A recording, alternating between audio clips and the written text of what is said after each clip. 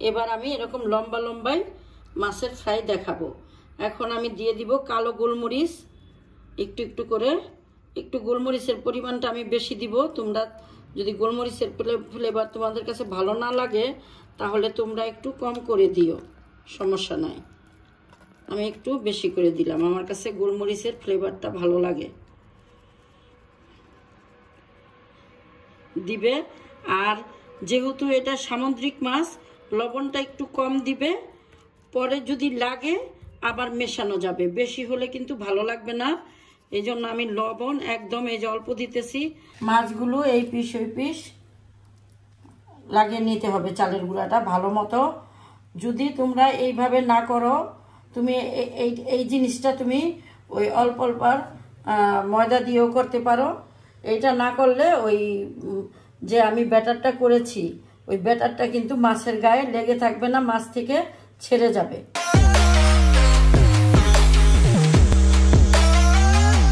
আসসালামু আলাইকুম ভিউয়ার্স, আমি নতুন আরেকটি রেসিপি নিয়ে আসলাম, সামুদ্রিক ডোরি ফিশ। এটা আজকে আমি তোমাদের আগেও এটার একটা ফ্রাই দেখিয়েছিলাম, আজকে আমি আরেকটু নতুনভাবে ফ্রাই করে দেখাবো, তোমরা দেখতে থাকো। এই মাছটা আমি ধুয়ে পরিষ্কার করে নিয়েছি, পরিষ্কার করাই থাকে। এখন আমি এই মাছটা টিস্যু দিয়ে চেপে চেপে ভিতরে যে এক্সট্রা পানি থাকে পানিগুলো আমি বের করে নিব, মাছের গায়ে যাতে কোনো পানি না থাকে।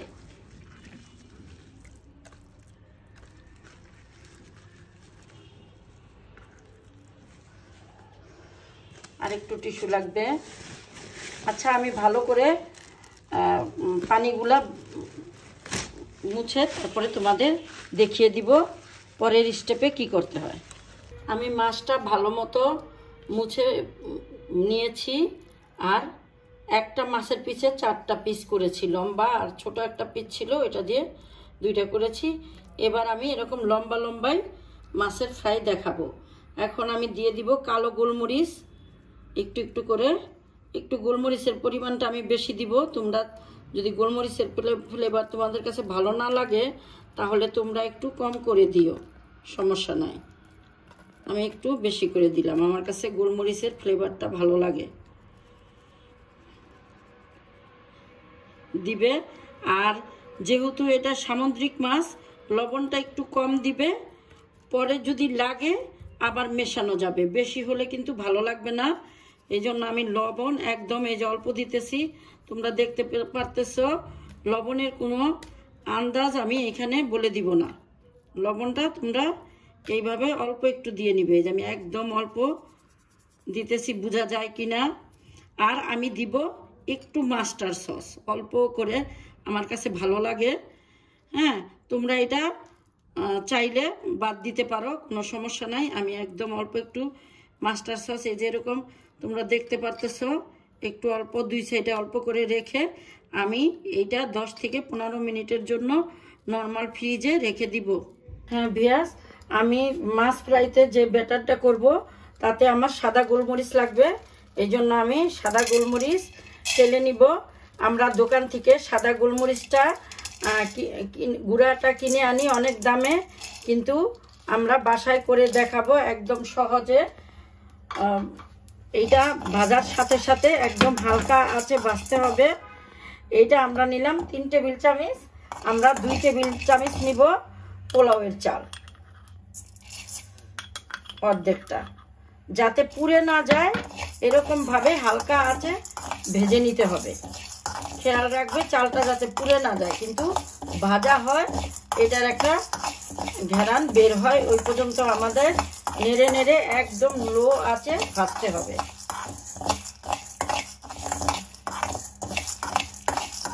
তোমরা চাইলে বাসায় বসেই এই সাদা গোলমরিচের গুঁড়াটা বাসায় করে নিতে পারো, দোকান থেকে অনেক টাকা দিয়ে কিনে না এনে।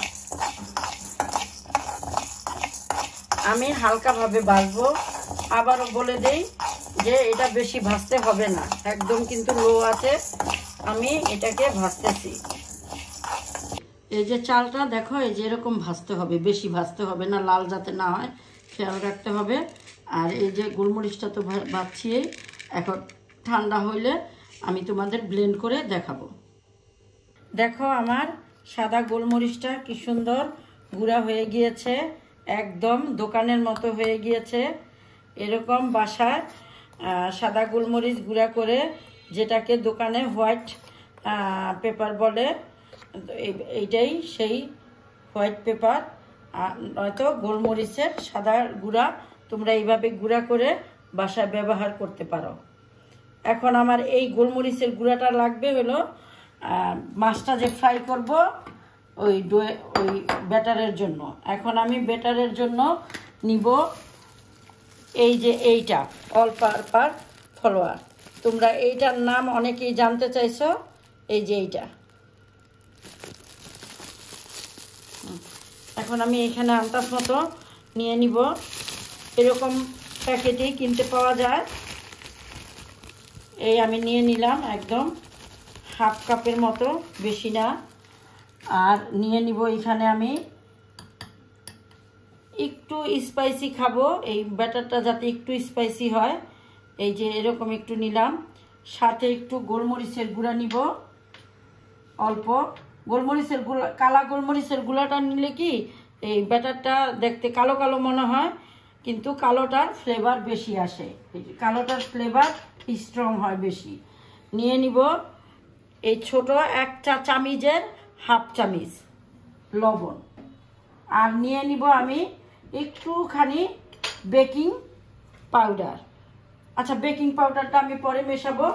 আমি তোমাদের ওইবার যে ব্যাটারটা করেছিলাম ওইটা করছিলাম সোডা পানি দিয়ে, আর এইবার আমি তোমাদের করে দেখাবো স্প্রাইট দিয়ে। স্প্রাইট দিয়ে করে দেখাবো। এখন এটা আমি ভালো মতো মেশাই,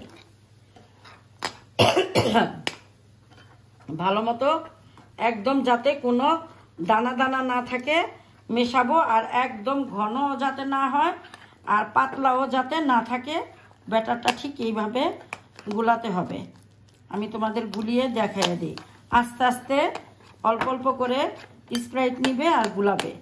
আর যদি সোডা পানি থাকে তাহলে সোডা পানি দিয়ে করবে। এটা কিন্তু এই আমরা যেই পানিটা খাই খাওয়ার পানি দিয়ে করবে না, তাহলে উপরে যে ক্রেপসি হয় ক্রেপসিটা হবে না।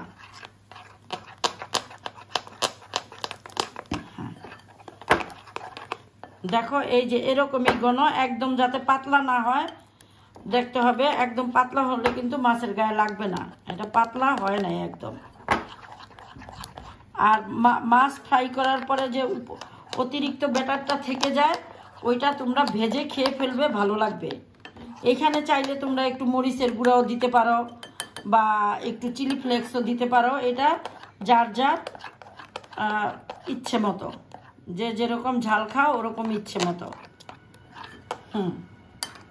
হয়ে গিয়েছে আমার গুলাটা, দেখো। আরেকটু আমি অল্প একটু অল্প ময়দা মিলাবো, আর অল্প একটু পাতলা পাতলা মনে হইতেছে, আর অল্প একটু। দেখো এই ঠিক এরকম ঘন ব্যাটারটা, এরকম ঘন হতে হবে। আর এইখানে আমার আরও বেশি ক্রিস্পি হওয়ার জন্য একটুখানি বেকিং পাউডার, বেকিং সোডা না, বেকিং পাউডার দিয়ে দিতে হবে একটুখানি। আর আমি এটা 10 মিনিটের জন্য রেস্টে রেখে দিব। আমি এখানে চালের গুঁড়া নিয়েছি, চালের গুঁড়াতে আমি লবণ দিয়ে দিব। এই চালের গুঁড়া নিয়েছিল মাছটা কোট করার জন্য। আর নিয়ে নিব একটু কালো গোলমরিচের গুঁড়া।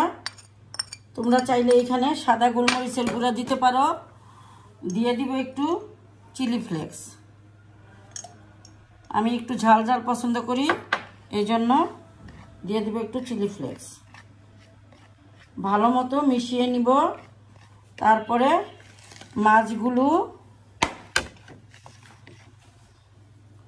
মাছগুলো এই পিস ওই পিস লাগিয়ে নিতে হবে চালের গুঁড়াটা ভালো মতো।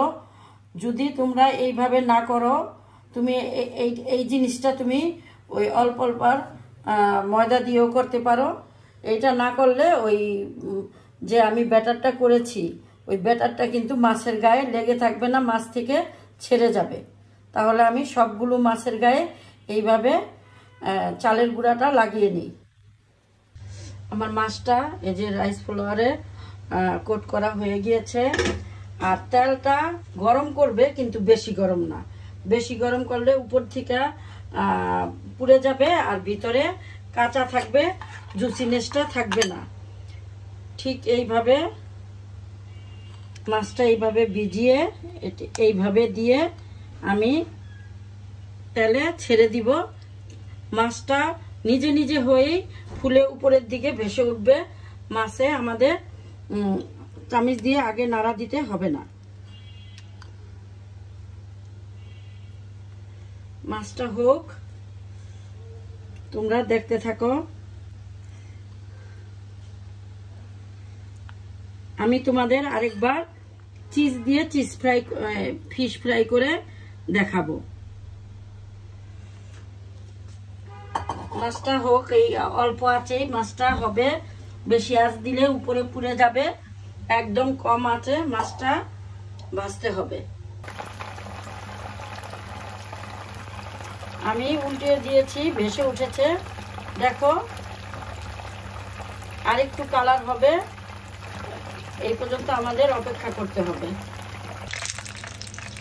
ঠিক এরকম যখন ব্রাউনি কালার হবে, ঠিক ওই সময় আমাদের এই ফিশ ফ্রাইগুলো নামিয়ে ফেলতে হবে। আমি তোমাদের নামিয়ে বাকি ফিশগুলো ভেজে পরিবেশন করে দেখিয়ে দিব। দেখো, আমার ফিশ ফ্রাইটা কি সুন্দর ভাজা হয়ে গিয়েছে স্প্রাইট দিয়ে। আর ভিতরে কি সুন্দর জুসিনেস, এই যে দেখো কি সুন্দর জুসিনেস হয়েছে। তোমরা ঠিক এইভাবে ফিশ ফ্রাইটা ভেজে খেয়ে দেখো, ভালো লাগবে। ভালো লাগলে আমাকে লাইকস, কমেন্টস এবং সাবস্ক্রাইব করে আমার পাশে থেকো। আল্লাহ হাফেজ।